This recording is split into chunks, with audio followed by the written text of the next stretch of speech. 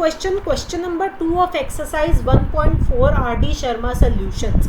State whether the following statements are true and false. Okay, हमें बताना है कि ये statements true है या फिर false है. तो पहली statement देखते हैं. 1 belongs to 1 2 3.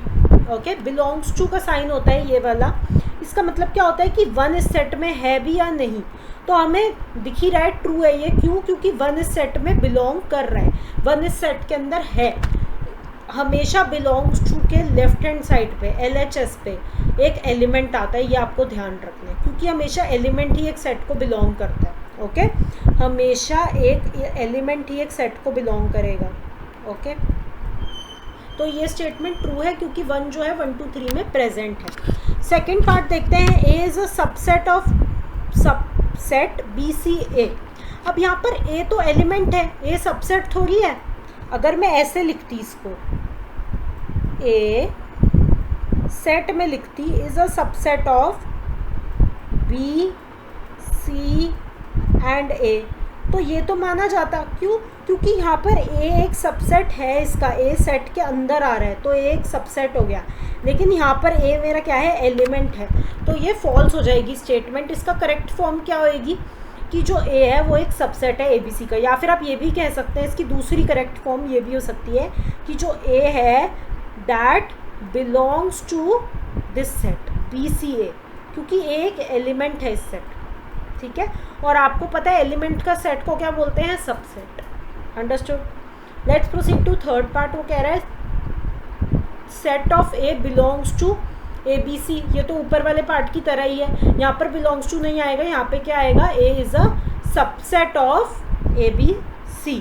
या फिर आप ये भी कह सकते हैं कि जो A एलिमेंट है वो बिलोंग्स टू ABC, जो हमने यहाँ पे कहा था. ठीक है, A belongs to ABC. Okay, fourth part.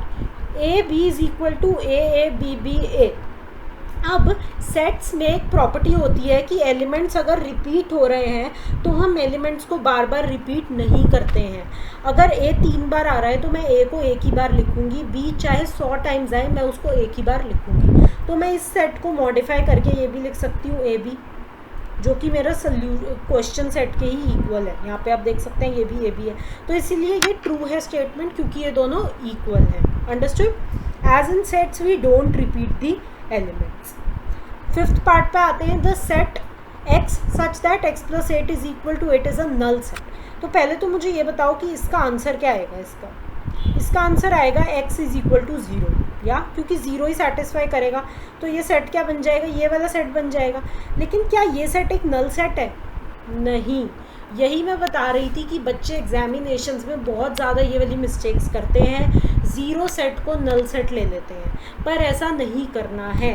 Null set वो होता है जो खाली होता है. मतलब हम नल सेट को ऐसे रिप्रेजेंट करते हैं जिसमें कोई एलिमेंट आ ही नहीं सकता.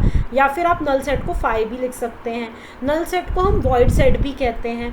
ओके, तो रिक्वायर्ड सेट जो है वो 0 है, ये नल सेट नहीं है. तो इसीलिए स्टेटमेंट जो है फॉल्स हो जाती है. अंडरस्टूड.